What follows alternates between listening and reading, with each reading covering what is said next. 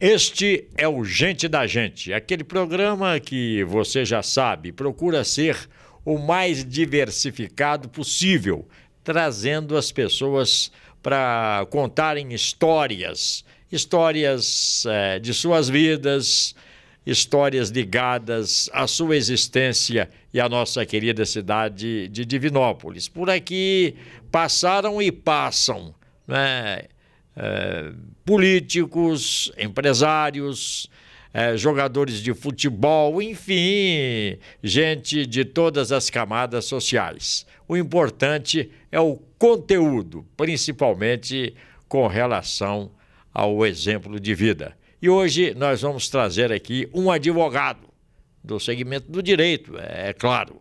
Eu não vou ousar falar o nome dele, porque eu vou tropeçar certamente, porque é um nome um tanto quanto difícil de se pronunciar, e ele mesmo sabe disso. Eu só vou abreviar e falar o comecinho do nome. Um abraço, doutor Code. Abraço, Garcia. Muito obrigado pelo convite de estar aqui no seu programa. É sempre uma alegria vir falar da vida da gente e participar da cidade de Divinópolis, que é a nossa terra querida. Como eu já falei, Code, não é?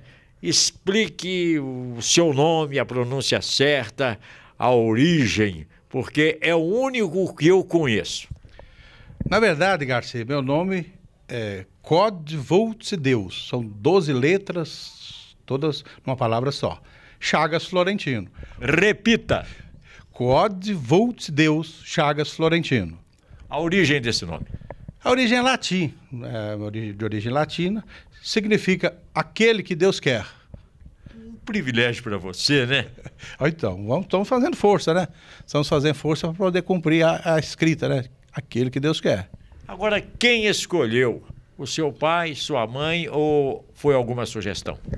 Na verdade, Garcia, meu pai toda a vida foi muito ligado à Igreja Católica.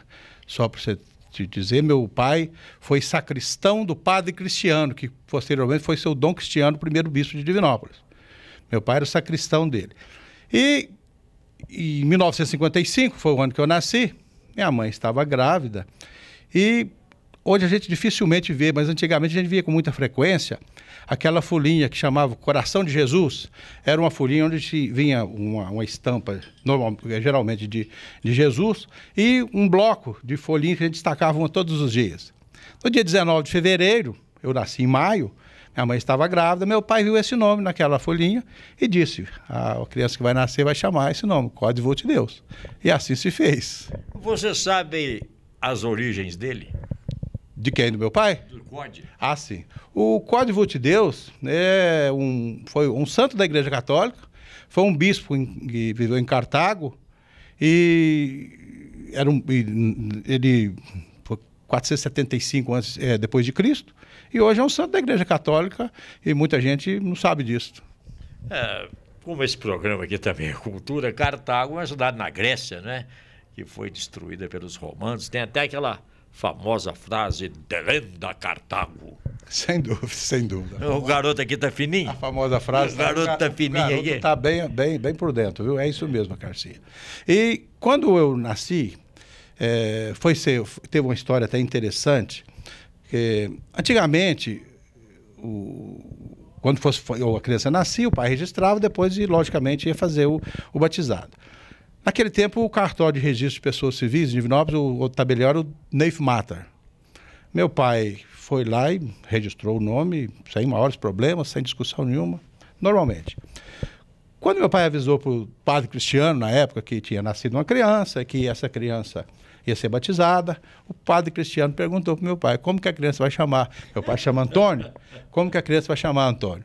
Aí meu pai disse, Code Volts Deus. Aí ele, não assim num tom de filho mesmo, mas falou com meu pai, não, com esse nome não vou batizar, não. Será que ele não conhecia o É impossível, né? É impossível, eu acredito que deve ter sido em tom de brincadeira, né?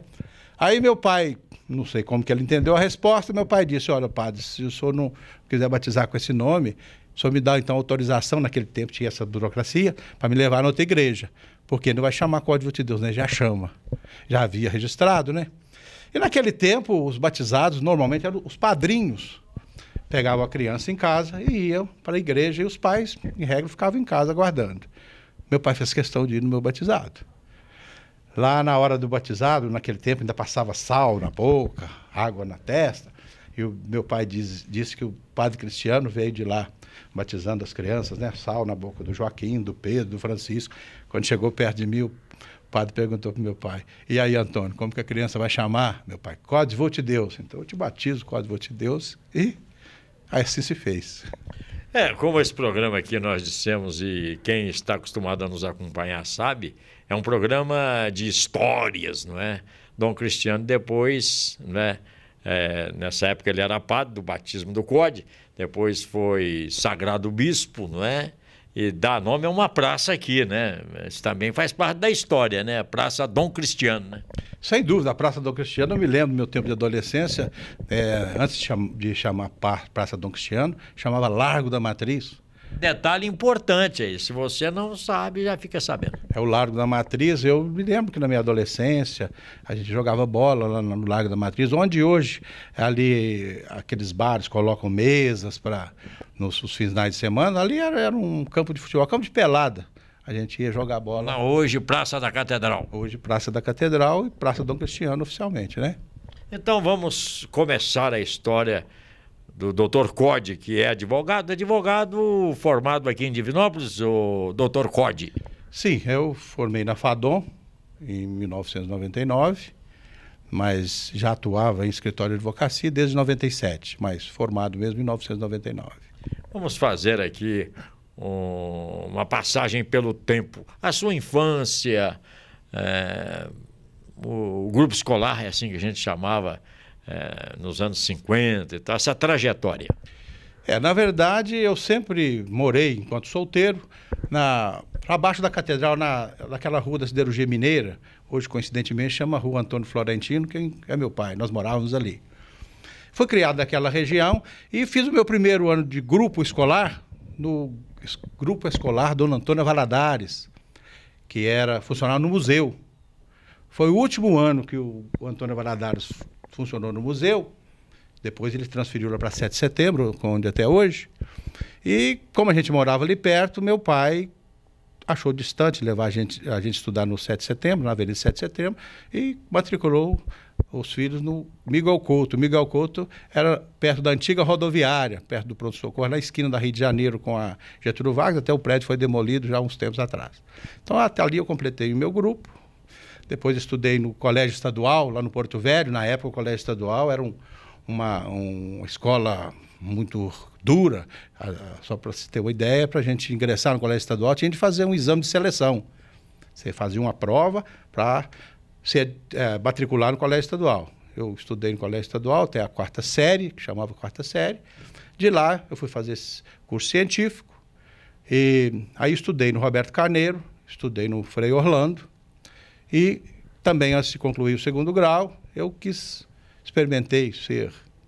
fui fazer o curso de eletrônica no Cotemig, que funcionava aqui no quarteirão fechado da Rua São Paulo. Mas não me dei bem, não. Um professor um dia veio de lá com a lei de Ohm, lei de Moore, lei de Kirchhoff, que são as leis, são ligadas ao curso de eletrônica, eu não me agradei. Aí saí e fui fazer técnico de química, lá no IEC, lá no alto da Rua São Paulo. Também, depois de uns 6 meses, tinha uma aula de laboratório. E aí eu fui todo vaidoso, fizemos um jaleco para poder, na aula de laboratório. Quando eu vejo um professor lá com um foguinho, assim, o fogo, e ele punha um vidro assim, espichava o vidro. Eu disse, não vou querer espichar vidro na minha vida. Deixei o curso também. Fui fazer administração, aí já formei no 2º grau, no Colégio Frei Orlando. Depois fiz vestibular para administração na FACED. Também com 6 meses, uma aula de estatística lá me assustou. O professor veio falar na aula de estatística, ogiva de Galton. Eu pensei, gente, isso está parecendo guerra, ogiva, não sei o quê, e desisti. Fui fazer direito. Aí fiz vestibular de direito. E veja como que é o destino, né, Garcia? Fui fazer vestibular de direito, frequentei o 1º e o 2º ano. E achei um curso muito chato. sociologia, filosofia, economia política, introdução ao estudo de direito, e nada de ver o direito em si. Porque o aluno, quando ele começa no curso de direito, eu acredito que sejam com todos, você quer o quê? Ver o Código Penal, matar alguém, homicídio, você quer ver o direito mesmo em si. E eu não estava vendo isso, aí tranquei minha matrícula. No segundo ano tranquei e falei, não volto aqui mais não. Passados 2 anos, não me lembro bem exatamente se 2 ou 3 anos, não me lembro mais o tempo que era, um final de dezembro, eu estou passando em frente à FADOM, na rua Minas Gerais, e a secretária da FADOM era Maria José França, inclusive foi vizinha, nós fomos criados praticamente juntos, vizinhos, morando perto um do outro, e eu passei em frente à FADOM, coincidentemente a Maria José estava na porta da FADOM, e ela me chamava de Codinho. Ô Codinho, vem cá. Eu fui. Você não vai voltar a estudar, não? Falei, Maria José, esse curso é muito chato. Não vou, não. Ela falou assim, porque se você não voltar, você vai perder o vestibular, vai jubilar. Aí eu falei, é verdade? É. Então eu vou voltar. Voltei, gostei, amo a profissão que eu tenho hoje e estou até hoje advogando, satisfeito com... E tenho de render homenagens aqui e agradecimentos a Maria José, que se não fosse ela na porta da FADOM, estar na hora certa, no lugar certo, eu não teria formado em Direito, teria jubilado e, logicamente, não faria outro vestibular. Nós estamos conversando aqui com o doutor Código de Deus Chagas Florentino. Falei rápido, que é para não tropeçar, não? É bastante conhecido, bastante não, né? Reconhecidamente um bom advogado, um grande advogado. Tive o prazer de conhecer as dependências do seu confortável escritório aqui no edifício Costa Rangel. Essa é uma faceta do Dr. Code. Agora tem uma também bem interessante. Ninguém imaginaria, por exemplo, né? Porque isso toda a vida foi novidade por causa do nível social e cultural do brasileiro. O Dr. Code, além de advogado, foi também juiz de futebol. Agora, como é que pode um sujeito que faz direito, né, que vai advogar, embora esteja na mesma linha, juiz, né, que é até uma promoção maior do advogado. Como é que o senhor entrou no futebol, ainda mais com o mais xingado, né, onde a mãe é sempre homenageada? Juiz de futebol, Dr. Code? Na verdade, Garcia, eu fui árbitro de futebol antes de advogar. Depois que eu comecei a advogar, eu já não atuava mais. Ficaria bem, né? A progenitora ser homenageada, também sendo mãe do advogado. Mas nós, enquanto juiz de futebol, todos nós sabemos, nós temos 2 mães. Uma que fica em casa, que a gente ama, que a gente adora, que a gente venera, e aquela que a gente leva para o campo, faça o que quiser dela. Muito boa, muito boa. Na verdade, eu ingressei no futebol porque toda a vida eu gostei de futebol. Desde a minha infância. Meu pai era vascaíno, meu irmão também vascaíno, e eu sempre gostei do Fluminense. Gosto do tricolor das Laranjeiras, embora não esteja numa situação atualmente muito boa. Mas torço também para o Cruzeiro, mas gosto mais do Fluminense do que do Cruzeiro. E como eu sempre ligado em futebol, as minhas habilidades com futebol como jogador não são lá grandes coisas, tanto é que eu sempre brinco, quando nós tínhamos as peladas de criança, eu era razão de briga para quem estava escolhendo o jogador. É seu, não é seu, é seu, é seu. Então, mas como no futebol, jogando, não deu certo, eu pensei, o que eu vou fazer com o futebol? Aí, você é árbitro de futebol. Na época, foi em 1974, o presidente da Liga Municipal de Divinópolis era o doutor Fernando de Oliveira Teixeira, advogado. Ele era o presidente da Liga Municipal, e o diretor de árbitros era o Oduvaldo Elton, a quem eu tenho uma amizade sincera, e deixo aqui até um abraço para o Elton. Eu comecei no futebol em 74, sem muito conhecimento de regras, peguei um livro de regras, fui estudando, e fui caminhando. Fiquei na Liga de Futebol por mais de 20 anos, em torno de 26, 27 anos. No final da carreira já consegui até ir o quadro da Federação Mineira, mas já cheguei lá já com a idade já um pouco mais adulta. Fui levado inclusive pelo Alair Rodrigues. O Alair me viu apitando um jogo e me convidou. Eu conheço muito o Osmar Camilo, que era o diretor de árbitros. Vou te apresentar, você quer ir lá conhecê-lo? Eu falei, quero, o Alair. Todo árbitro, o sonho dele é subir na carreira como jogador, jogar na seleção. O árbitro também é ser árbitro da FIFA. Lógico que estava muito longe de mim disso. Aí fomos a Belo Horizonte, ele me apresentou para o Osmar Camilo. Eu fiz muita reunião, eu cheguei à federação à época com o Márcio Rezende, o Lincoln Bicalho, que já faleceu, o Antônio William Gomes, o Marco Antônio Cunha. Essa turma era da prateleira de cima. Nós chegamos, eu fiquei na federação coisa de uns 2 anos, depois parei, não atuei mais como árbitro de futebol. Como advogado, o senhor já contou a história, acaba de contar também a história do árbitro COD, né? E realizado nas duas pontas, advocacia e arbitragem? Na advocacia, sim, eu faço o que gosto, faço com prazer, tenho um carinho muito grande pela minha profissão. E como árbitro de futebol, até onde deu, eu fui. Trabalhei em muitos jogos com campeonatos da Liga. Nós tivemos uma época um torneio do Oeste, que abrangia várias cidades aqui do Oeste. A gente viajava, saía domingo 6 horas, 7 horas da manhã, chegava 10 horas da noite, que a gente ia. O senhor tem alguma partida, doutor Códi, que tenha marcado a sua passagem pela arbitragem? Na verdade, eu tive uma que foi uma situação difícil que eu vivi, e teve uma também... na época, não me lembro mais o ano, o Atlético veio jogar com o Guarani, um amistoso, e o árbitro foi o Maurílio José Santiago. E os 2 auxiliares eram da Liga de Divinópolis, um dos quais fui eu. E o Atlético, na época, era treinado pelo Rubens Minelli, que gostava de um chapéu, de palha. Rubens Minelli, né, para as novas gerações, foi um dos mais importantes árbitros do futebol brasileiro, campeoníssimo pelo Internacional de Porto Alegre, treinou também o Atlético Mineiro, né, um árbitro, um treinador de primeira água, né? Sim, ele era um dos treinadores de ponta da época dele, né? Foi treinador de ponta. E o Rubens Minelli nesse jogo parece que não ficou muito satisfeito, porque teve um lance lá que o Atlético chegou. Eu digo que não foi gol anulado, porque se foi gol, não pode ser anulado. O Atlético conseguiu passar uma bola na trave e esbarrar na rede pelo lado de dentro, e eu anulei. Eu disse que que foi impedimento. Ao final do jogo, ele saiu esbravejando, dizendo que eu estava mal intencionado. Eu fiz com a minha consciência e tenho certeza que eu estava certo. Ainda mais naquela época que não tinha o VAR. Se tivesse o VAR ia estar do meu lado, com certeza. Que confiança, hein? E quanto é que ficou esse jogo? O Atlético ganhou, me parece que de 2-1. Ele ainda saiu reclamando? Saiu reclamando. Isso é comum no futebol, né? Até hoje. Até hoje.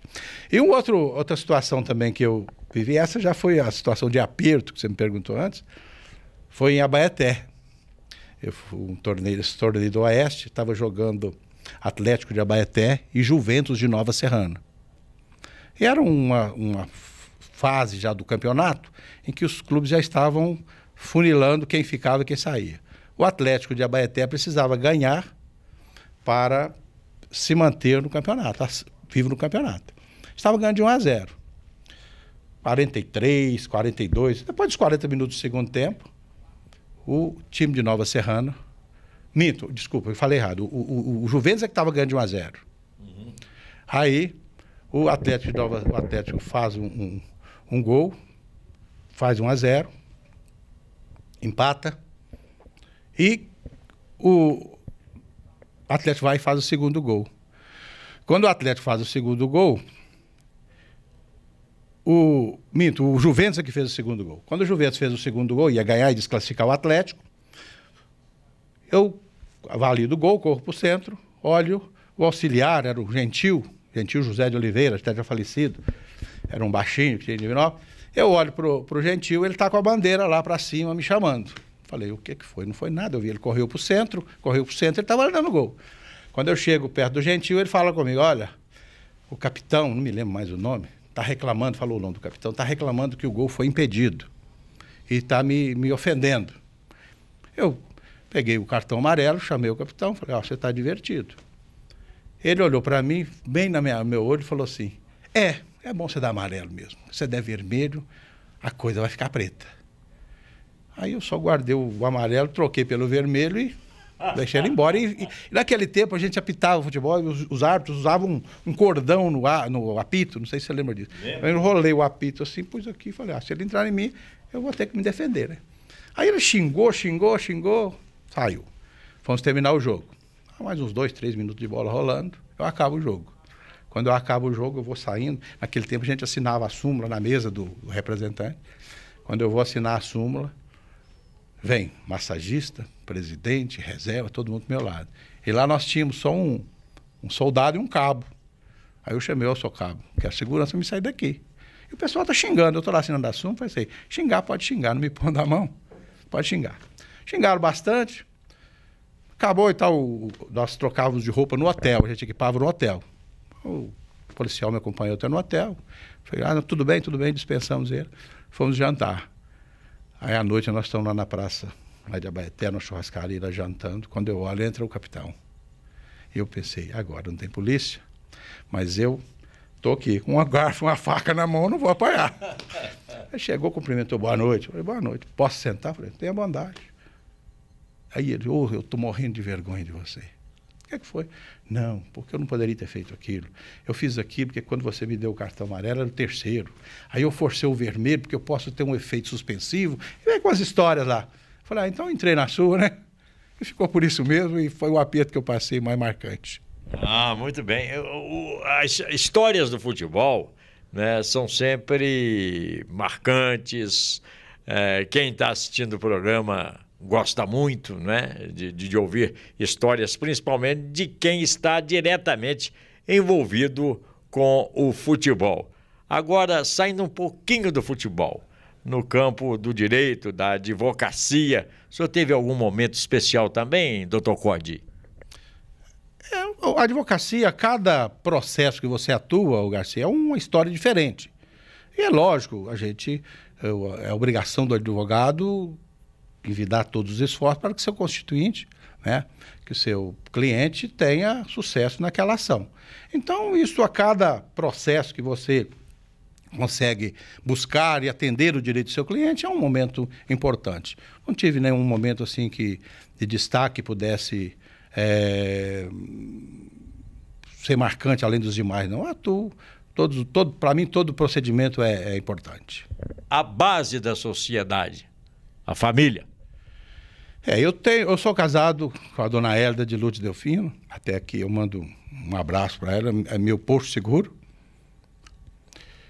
A dona Hélida, nós somos casados desde 1979, casamos em dezembro de 79, vamos fazer agora no final do ano 40 anos de casado. Tenho 2 filhos, o Rafael, aliás, a Fernanda primeiro, foi minha filha mais velha, também fez curso de Direito, trabalhou comigo uns tempos, mas não gostou muito de Direito. Quis fazer Pedagogia, que é a carreira da mãe, e hoje é pedagoga e advogada também. E o Rafael, meu filho, mais novo, fez também curso de Engenharia de Produção, e hoje trabalha também, está fazendo curso de Direito como segunda graduação. A minha esposa é pedagoga, ela é diretora da Escola Ilídio da Costa Pereira, já há 19 anos. Recentemente, agora no mês de julho, ela foi eleita por mais 3 anos de mandato. Então, ela vai encerrar a carreira dela com 22 anos como diretora de escola. Eu moro no bairro Bom Pastor. Hoje minha filha é casada, então na minha casa, eu, minha esposa e meu filho.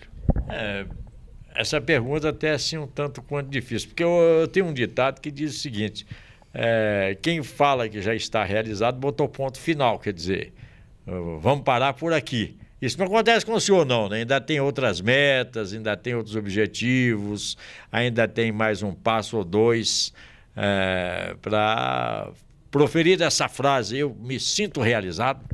Eu até penso diferente. Até então, até agora, o que eu fiz já sinto realizado, mas eu tenho coisas a buscar. É lógico.